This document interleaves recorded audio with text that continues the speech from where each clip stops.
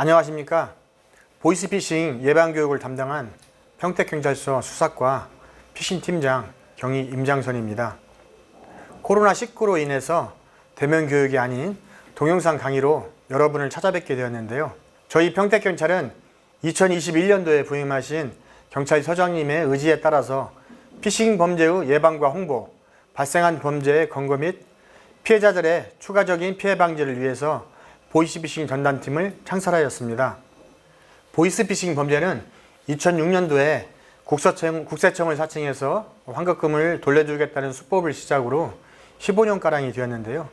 초기 보이스피싱 범죄는 국제전화번호를 이용하고 개그 콘서트 황해에 출연한 배우처럼 부자연스럽고 어눌한 조선족의 말투로 범죄를 시작했지만 고객님, 당황하셨어요? 최근에는 정확한 발음을 위해서 한국인을 콜센터 요원으로 채용하고 있으며 마치 공공기관과 금융기관에서 전화를 발신하는 것처럼 발신 전화번호를 변작하는 수법으로 진화하였습니다.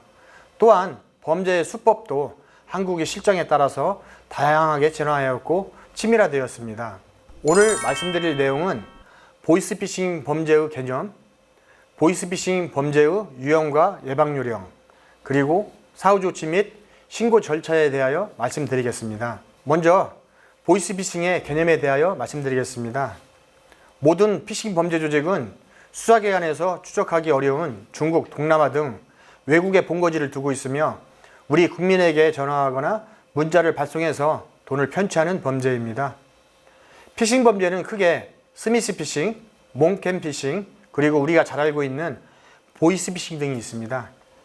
보이스 피싱의 어원은 목소리의 보이스와 개인정보를 뜻하는 프라이베이트 데이터, 그리고 낚시를 뜻하는 피싱을 합성한 용어입니다. 다음으로 보이스 피싱 유형과 예방법에 대하여 말씀드리겠습니다. 그 전에 앞서 동영상을 한 편 보고 가시겠습니다. 요즘 보이스피싱이 심각하대. 제출해준다면서 사기치는 거 말이지? 진짜 은행이랑 비슷해서 구분하기 어렵대. 개인정보도 다 안돼. 진짜? 고객님은 현재 정부 지원 대상자로 대환 대출, 신용 대출이 가능한. 아휴, 대출 보이스피싱이야. 아빠, 엄마, 속으시면 안 돼요. 아이들이 아주 잘 알고 있네요. 대출을 명목으로 신용등급 조정, 대환대출을 명목으로 선입금하라는 전화는 보이스피싱입니다. 대출 보이스피싱 조심하세요. 보이스피싱 신고 전화는 112. 먼저 스미스 피싱은 휴대전화에 문자 메시지를 발송하는 수법인데요.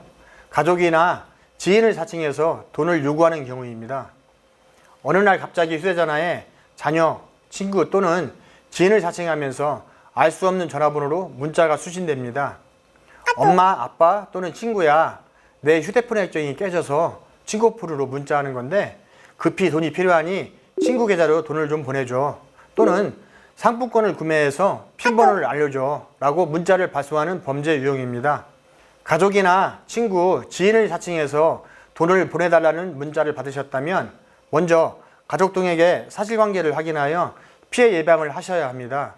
그리고 다른 수법으로 가짜 투자정보, 정보지원자금, 청첩장, 연예인 관련 소식 등 한국 사회에서 관심을 갖는 주제로 문자 또는 인터넷 주소를 발송해서 휴대전화 사용자가 클릭하게 하는 수법입니다. 이런 문자나 인터넷 주소를 클릭하면 휴대폰에 해킹 어플이 자동으로 다운로드 되면서 휴대폰에 있는 어플과 개인정보, 금융정보 등이 피싱 조직에게 넘어가게 되고, 심지어 휴대전화의 모든 기능을 피싱 조직이 장악하면서 인터넷으로 대포폰을 개설하거나 고가의 물품을 구매하거나 소액 결제 등의 핸드폰이 사용자의 의지와 다르게 악용되어 피해를 당하는 경우입니다. 정부기관과 금융기관에서는 어떠한 경우라도 어플을 다운로드하게 하거나 개인정보, 금융정보를 절대 요구하지 않는다는 점을 명심하시고, 출처를 알 수 없거나 의심되는 이메일 또는 문자 등은 절대 열어보지 마시고 삭제해 주시기 바랍니다. 두 번째로 보이스피싱 범죄인데요.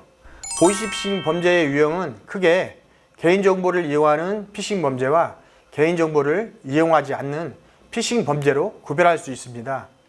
개인정보를 이용하는 피싱 범죄의 대표적인 유형으로 납치형과 정부기관 사칭형이 있는데요. 우선 납치형 피싱 범죄 유형에 대하여 말씀드리겠습니다. 자녀들이 등교하고 출근하고 없는 어느 날 갑자기 전화가 걸려옵니다. 누구누구의 어머니시죠? 당신의 자녀가 채무금을 변제하지 않아서 납치했는데 현금을 준비하지 않으면 장기를 적출하겠다라고 1차 협박을 합니다.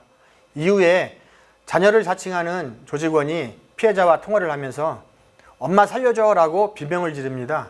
이런 상황에서 자식을 양육하는 피해자는 통화한 사람이 자신의 자녀라고 100% 믿게 됩니다. 이후 피싱 조직원들은 피해자에게 전화를 끊거나 주변 사람들에게 알리면 자녀를 해치겠다라고 협박해서 현금을 편취하는 수법입니다. 납치형 피싱 범죄는 오래전에 유행했던 유형으로 한동안 뜸하다가 최근에 다시 사용되는 범죄 유형입니다. 이런 전화를 받으셨다면 돈부터 주려고 하지 마시고 자녀의 안전부터 확인하셔야 합니다.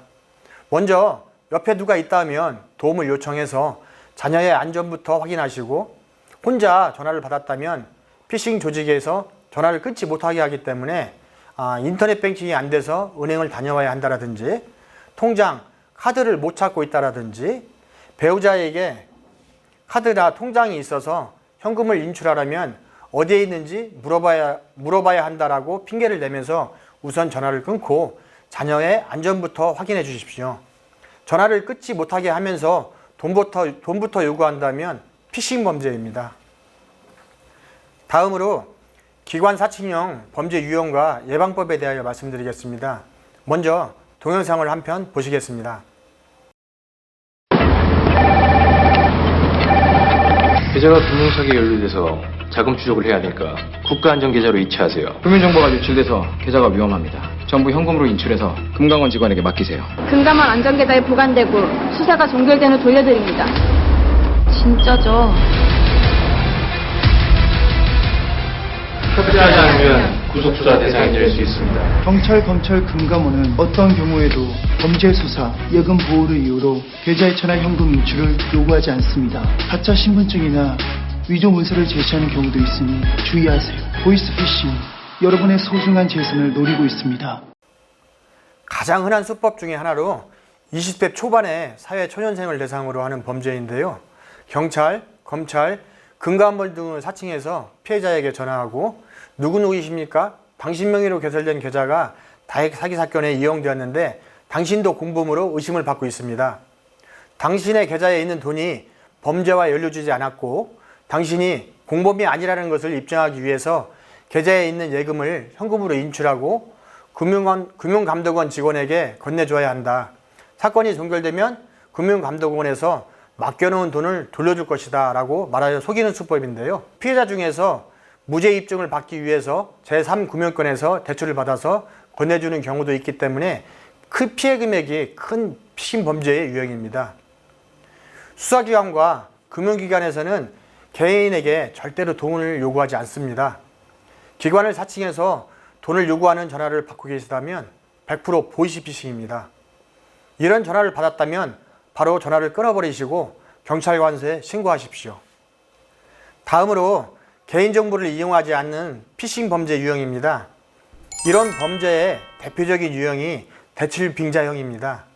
첫 번째 유형으로 핸드폰에 캐피탈, 상호저축은행 등을 사칭해서 대출 광고 문자를 발송하고 대출 광고를 보고 전화한 피해자들에게 저금리 대출과 저금리 대환 대출이 가능하다라고 속여서 각종 수수료 등 명목으로 돈을 요구하는 범죄 유형입니다.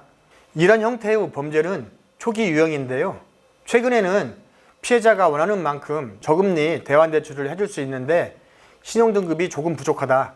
우리가 작업대출을 통해서 신용등급을 상향시켜 줄 테니 우선 제3금융권에서 고금리 대출을 받거나 기존 대출금을 지정해준 계좌에 상환시켜서 신용등급을 단기에 상향시키면 원하는 만큼 저금리 대환 대출을 받을 수 있다라고 속이는 수법입니다. 두 번째 수법으로 신용등급을 약간 상향시키면 원하는 만큼 대출을 받을 수 있는데 우리 자금으로 계좌의 입출금 실적을 늘려서 신용등급을 상향시켜 주겠다라고 속이고 보이스피싱 피해 금액을 계좌에 입금시켜서 계좌 명의자에게 현금으로 인출하게 하여 조직원을 통해 수거하거나 피싱 조직에서 관리하는 중간 계좌에 무통장으로 송금받는 방법입니다. 위와 같은 수법에 이용된 계좌 명의자는 사기 방조 혐의로 입건되어 수사기관의 조사를 받게 되고 가담 정도에 따라서 형사재판까지 받게 됩니다. 세 번째로 저금리 대환대출을 받으려면 신용등급을 상향시켜야 하는데 계좌번호하고 체크카드 비밀번호를 건네주면 회사 자금으로 단기에 입출금 실적을 늘려서 신용등급을 상향시켜 준다고 속이는 수법입니다.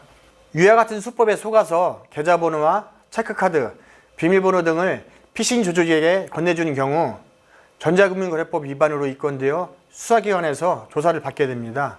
아울러 계좌 모집의 다른 유형으로 구직 사이트 등을 통해서 아르바이트생 모집 광고를 하고 구직과 관련된 상담 전화를 하면서 출입증과 급여 계좌를 등록해야 하는데 계좌번호와 체크카드, 비밀번호 등을 요구하여 대포 총장으로 활용하거나 사채이사라고 속여서 부인하고 계좌에 입금된 돈을 인출해주는 일이라고 속여서 조직의 인출책으로 이용하는 유형입니다.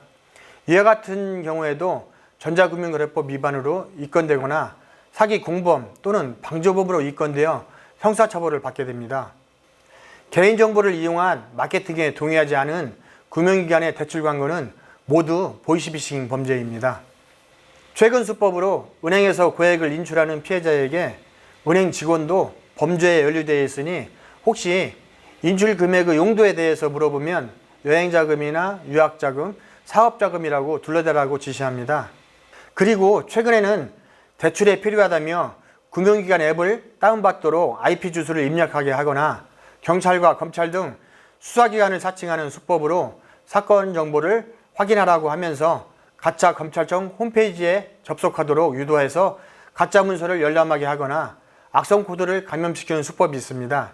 실제 금융기관 앱과 유사하지만 가짜 앱으로서 핸드폰에 악성 코드를 감염시켜서 피해자가 진짜 은행에 전화를 걸어도 피싱 조직원에게 연결되고 핸드폰에 개인정보와 금융정보를 이용해서 신규 고액 대출을 발생시켜 이체시키는 방법의 피싱 수법으로 이 또한 피해 금액이 큰 범죄 유형입니다.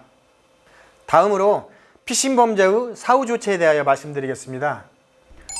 타인의 계좌에 돈을 송금시키는 피싱 범죄를 당하셨다면 30분 이내에 계좌 지급 정지를 요청해야 합니다. 최근 보이스피싱 범죄로 인한 피해를 예방하기 위해서 모든 계좌에 송금한 돈은 30분 이내에 출금할 수 없도록 제도화하였습니다. 따라서 피싱 조직에 속아서 돈을 송금시켰다면 피해 금액이 인출되기 전에 금융기관 콜센터에 전화해서 피해 사실을 신고하고 지급 정지를 요청하십시오. 그리고 피싱 조직에게 주민등록증이나 운전면허증 사진을 전송했다면 즉시 재발급 신청을 해야 합니다. 신분증은 인터넷으로 대포폰에 이용되는 유심을 여러 개 개통할 수 있고 이와 같이 발급된 유심은 범죄에 이용되거나 온라인 물품 구매, 소액 결제 또는 인터넷을 이용한 금융계좌의 개설에 악용되어 다른 추가 피해가 발생할 수 있습니다. 운전면허증 재발급 신청은 경찰서 민원실을 방문하거나 인터넷 도로교통공단 홈페이지에 접속하셔서 신청할 수 있고 주민등록증은 동주민센터를 방문하거나 인터넷 정부24를 통해서 재발급 신청을 할 수 있습니다. 그리고 휴대전화에 악성 어플이 다운로드 되었다면 휴대전화의 전원을 먼저 끄셔야 하고 가까운 휴대폰 대리점을 방문하여 휴대폰 기기에 대한 공장 초기화를 해야 합니다. 휴대폰 기기를 초기화하지 않는다면 다른 피해가 계속 발생할 수 있습니다. 이상 강의를 마치면서 피싱 범죄는 다른 사람뿐 아니라 나와 가족 등에게 언제든지 발생할 수 있는 범죄라는 점을 명심하시고 지속적인 관심과 정확한 범죄 유형을 숙지하셔서 피싱 범죄를 예방하는 것이 중요합니다. 가족들과 지인들에게 피싱 범죄의 예방 방법과 사후 조치 등에 대하여 널리 홍보를 부탁드리며 피싱 범죄의 강의 내용이나 동영상이 필요하시다면 언제든지 제공해 드리겠습니다. 이것만은 꼭 기억해 주십시오. 마케팅 동의가 없는 대출 광고 문자나 대출 전화는 100% 보이스피싱입니다. 정부기관과 금융기관에서는 개인정보와 금융정보를 요구하지 않으며 돈을 절대 요구하지 않습니다. 만약 피싱 범죄로 피해를 당하셨다면 경찰서 112에 꼭 신고하셔서 사후 조치를 통해 추가 피해를 막아야 합니다. 이상 부족한 강의를 끝까지 경청해 주셔서 대단히 감사드립니다. 고맙습니다.